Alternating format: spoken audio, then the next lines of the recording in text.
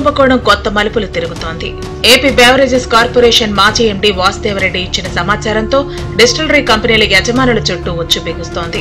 YCP పెద్దలు demand చేసినంత కమిషన్లు సమర్పించుకున్న డిస్టిలరీల యజమానులకు సిఐడి నుంచి శ్రీముఖాలు అందాయి. విచారణకు రావాల్సిందిగా వీరికి నోటీసులు పంపుతున్నారు.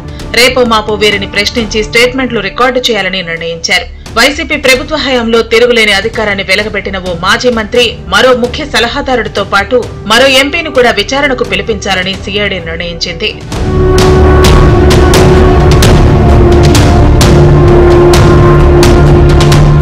మద్యం విధానాన్ని మార్చడమే కాకుండా కమిషన్ల కక్కుర్తికి అలవాటు పడి ఏకంగా ప్రభుత్వమే మద్యం షాపులను ఏర్పాటు చేసి మద్యం వ్యాపారం చేసిన ఘనత గత వైసీపీ ప్రభుత్వానికి దక్కుతుంది. తమకు ఇష్టమైన వారిని అధికారులుగా నియమించుకుని ఇష్టారాజ్యంగా వ్యవహరించారు. టీడీపీ ప్రభుత్వ హయాంలో 2014 నుంచి 2019 వరకు వేలం విధానం ద్వారా షాపులను నిర్వహించి ప్రభుత్వానికి అత్యధిక ఆదాయం రాబట్టే ప్రయత్నం చేశారు. మొత్తం 4400 షాపులు ఏర్పాటు చేశారు. వైసీపీ అధికారంలోకి వచ్చిన వెంటనే ఈ విధానాన్ని మార్చేసింది. అంతేకాదు ప్రభుత్వమే మద్యం వ్యాపారం చేసింది. బహుళ జాతి కంపెనీలు కమిషన్లు ఇచ్చేందుకు ససేమిరా అనటంతో స్థానికంగా ఉండే డిస్టిలరీల నుంచి సరుకు తయారు చేయించి ఏపీ బెవరేజెస్ కార్పొరేషన్ ద్వారా కొనుగోలు చేయించి మద్యం షాపుల ద్వారా విక్రయించారు.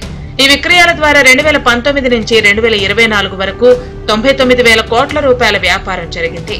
అయితే తెలుగుదేశం ఇతర పక్షాలకు చెందిన నేతలను బెదిరించి వారి డిస్టిలరీలను వైసీపీ నేతలు స్వాధీనం చేసుకున్నారు. ఆ తర్వాత తమ బినామీల ద్వారా వైసీపీ నేతలు వ్యాపారం చేశారు. కర్నూలు, కృష్ణా జిల్లాలోని డిస్టిలరీలను వైసీపీకి చెందిన ఓ మాజీ మంత్రి స్వాధీనం చేసుకున్నారు. పశ్చిమ గోదావరి జిల్లాలోని డిస్టిలరీతో పాటు మరో డిస్టిలరీని వైసీపీ ప్రభుత్వ హయాంలో సలహాదారుడిగా ఉన్న మరో కీలక నేత బెదిరించి మరీ స్వాధీనం చేసుకున్నారు. ఇక వైసీపీ ఎంపీ ఒకరు హైదరాబాద్ కేంద్రంగా డిస్టిలరీలను స్వాధీనం చేసుకుని వ్యాపారం నిర్వహించారు. ఈ ముగ్గురు నేతలకు చెందిన డిస్టిలరీలకు భారీగా మద్యం ఆర్డర్లు దక్కాయి. మాజీ మంత్రి పుత్రరత్నానికి చెందిన డిస్టిలరీలకు 5 ఏళ్ల కాలంలో 6,000 కోట్ల రూపాయల మద్యం సరఫరా ఆర్డర్లు బెవరేజెస్ కార్పొరేషన్ నుంచి దక్కాయి.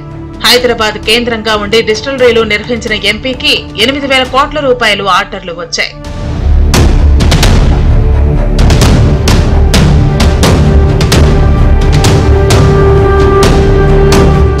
రికార్డుల ప్రకారం అధిక ఆర్డర్లు పొందిన డిస్టిలరీల యజమానులను పిలిచి ప్రశ్నించాలని సిఐడి నిర్ణయించింది. బినామీ పేర్లతో డిస్టిలరీలను నడిపించిన వారిని, బినామీల వెనుకున్న వారిని కూడా పిలిపించాలని సిఐడి నిర్ణయించింది. గతంలో వీరిని పిలిపించినప్పటికీ మాట్లాడి పంపించేశారు. ఈసారి మాత్రం వారి స్టేట్మెంట్లను రికార్డు చేయాలని నిర్ణయించారు. తమ దగ్గరున్న డాక్యుమెంట్ల ఆధారంగా వీరిని ప్రశ్నించనున్నారు. లిక్కర్ కేసుకు 500 రూపాయలు, బీర్కు 200 రూపాయల వరకు కమిషన్లు ముట్టజెప్పారని కూడా సిఐడికి పక్కా సమాచారం ఉంది. ఈ కమిషన్లు నగదు రూపాయన ఎవరి నుంచి ఎవరికి అందాయి, అదే సమయంలో వారు కొనుగోలు చేసిన ఆస్తులు ఏవైనా ఉన్నాయా అనే అంశంపై కూడా సిఐడి ఆరా తీస్తోంది.